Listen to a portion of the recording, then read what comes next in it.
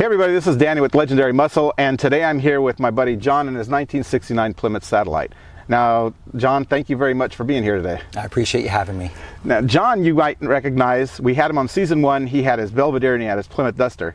So when I saw him with this Satellite at a car show, I had to go up and talk with him. So we need to figure out, John, out of all the cars that you have, one more to the collection. Yes. What drew you to this car? I've known about this car for a long time. A good buddy of mine, Gary Dunn, who I started a car club with, the Minisink Valley Cruisers, had several cars, and we started cruising together, and that's how the club started. We expanded with other people. And then in 2007, he saw this car on eBay, and it was for sale in Long Island. So he bought the car and then went down to Long Island to get it.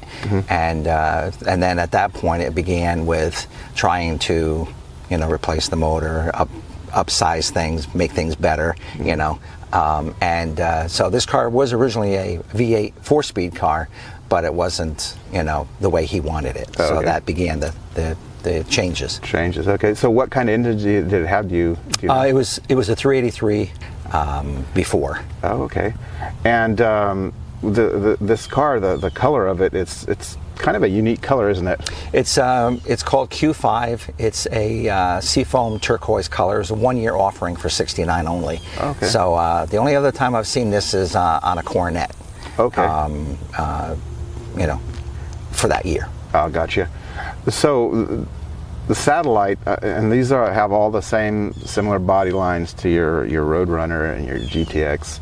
I meant, what were the differences between some of the cars? I believe the Roadrunner was the entry-level car. No door, no floor mats. Stripped down. Let's go in a straight line, fast, and be done with it. Okay. So I believe it was the Roadrunner, the Belvedere, the Satellite, and then the Gentleman's Hot Rod, the GTX. Okay. Which the GTX was basically your performance model plus luxury, huh? Yeah, exactly. So now, brakes and suspension wise, did they upgrade it, or did they leave it at that, or what? Yeah, I don't know if this came with drums, but more than likely it would have came with drums all the way around. But it's got power front disc brakes on it now. Because it's going to go faster and handle better, you have to be able to stop.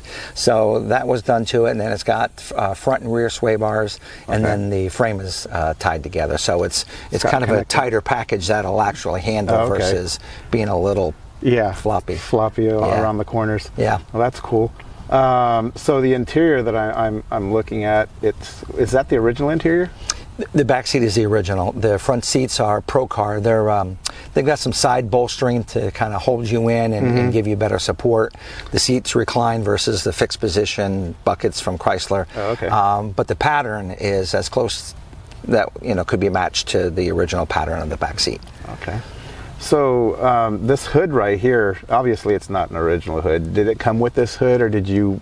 No, in 69 and a half you could get this hood scoop from the factory on the A12s cars, the mid-year entry cars. Gotcha.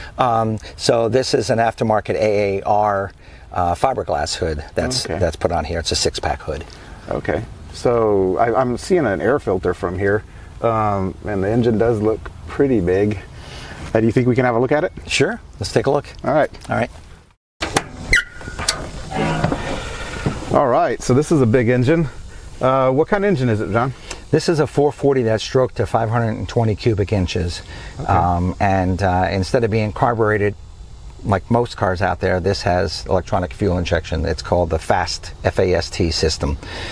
In addition to that, it's got the Edelbrock dual plane performer intake. It's got Indy Easy heads, they're aluminum. It's got the MSD ignition, and it has TTI fully polished ceramic headers to a 3-inch TTI exhaust out the back. Cam on it, mild cam? Yeah, it's a streetable cam. Yeah? Yep. Oh, that's pretty good. How much horsepower do you think this is pushing out? According to the engine builder, it's about 650 horsepower. So 650 horsepower, right? Yep. Damn, that's really good. So what kind of transmission do you have backing it up? This is a Tremec TKO 600 5-speed. So it's got some grunt off the line, but I can go down the highway and not be, like my old cars, which are 3-speed, and you're screaming at 80. You're like screaming. Okay. What kind of differential does it have? The rear end is an 8 3/4 with a 489 case with 373 sure grip gears. Okay. So it's got that takeoff, and good grip. That's good. I mean, look at this engine. I mean, it's funny how Chrysler left a lot of room in their engine base. Oh, a lot of the old cars did, but I think they figured out, you know what, there's going to be some guys that are going to want to rebuild these cars and put some bigger engines in them and make them go fast. Of course, yes. Now, if I recall, did this car, the GTX, it did come with a Hemi, right? Yes. Okay. So this would probably blow the socks off of a Hemi any day. A stock one. A stock Hemi, yes. Right. Yeah. Everybody wants a Hemi. I'm no different. Yeah. But I mean, in the past I had a blower car, which was a 440 and dual carbs and this and this and this, and it was faster than any stock Hemi, but that's aftermarket. That's different. Yeah, that's different. So it's similar to this. Okay. So is it pretty fast? I think it's okay. Yeah? Yeah. You think we can take a ride? It's not slow. Yeah, we can take a ride. All right. So I appreciate the ride you're giving us here. Yeah, no problem. Yeah, it's a really nice car, man. These B-bodies, I know they're coming up in value, aren't they? B-bodies are coming up in value. Yeah, even the A-bodies, because a lot of people can't afford the B-bodies. The A-bodies are the next choice. Yeah. And they made such a big variety of these cars. I mean, you had your 4 doors, you had your station wagons and everything. Yes. And it's pretty cool. I mean, you can imagine, like, you're riding down the road and behind you look and you're thinking, oh, a Roadrunner behind me. But then it passes you and it's a station wagon. Right. Exactly. And those 4 doors, I think even cops were using them, right? Yes. Cops were using them, yes. Yeah.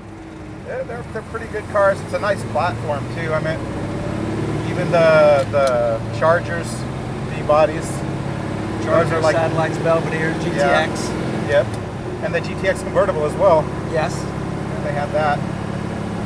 Yep. So, I mean, I love the paint scheme on this, and I really love how that black just pops with the color. And you've got that massive hood scoop right there. Yeah. Do you plan on doing any kind of alterations on this?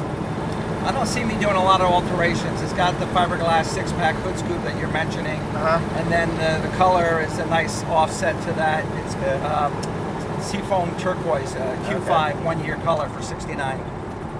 So do you plan on, like, mechanical-wise doing any upgrades? Or is it pretty much all done? No, I think it's pretty much all done. I mean, I might do small things like, wheels or something at some point in time. And I see you're just slapping that stick shift there. And then that's a 5-speed, right? This is a Tremec 5-speed, yeah. How you liking it? I like it. Because of the 5th speed, I can go down the highway without using all the wear and tear on the motor and the RPMs. Yeah. I can go on the highway. Now, I've noticed all the cars that you've had that I know about have been Mopars. Are you diehard on Mopar, or did you already explore other territories with other brands?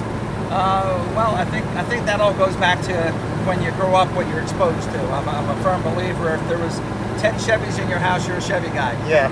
And in my house, we did have a Chevy or two, more Fords and more Mopars. So I've had a '67 Fastback Mustang, a bunch of Mopars, a couple of Belvederes, Dart Sports, Dusters. Now, things of that nature. Saying that, you got 3 cars right now, I believe, right? Yes. This one, your Belvedere you still have, which was on our previous episode. Yes.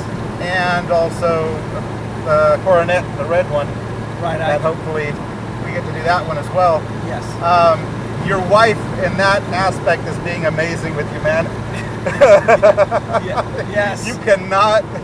Yeah, it is a rare thing to have a car guy with the amount of cars that you have and the wife not giving grief.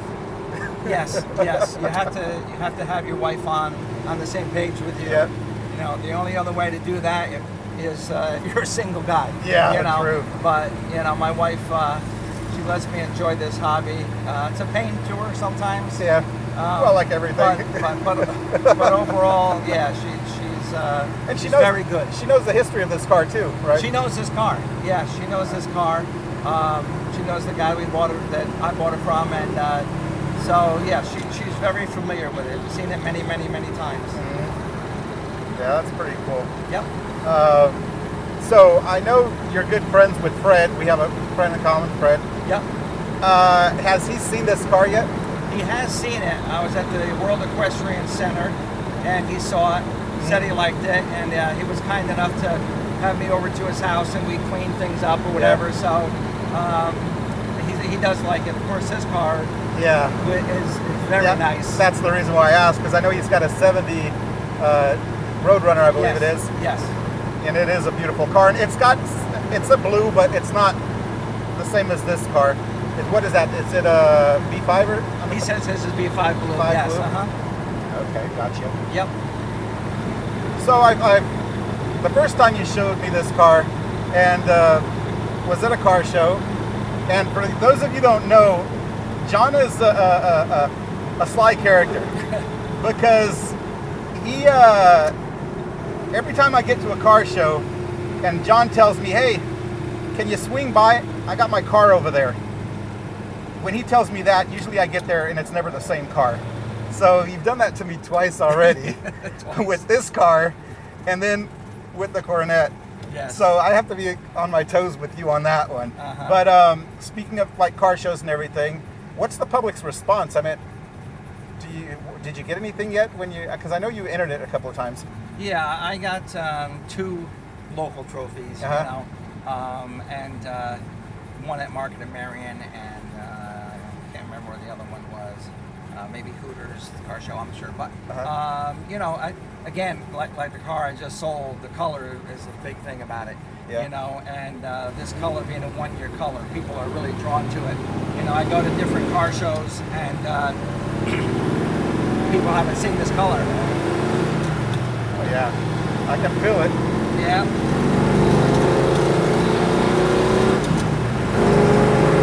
There you go. That's that EFI in action. Yeah.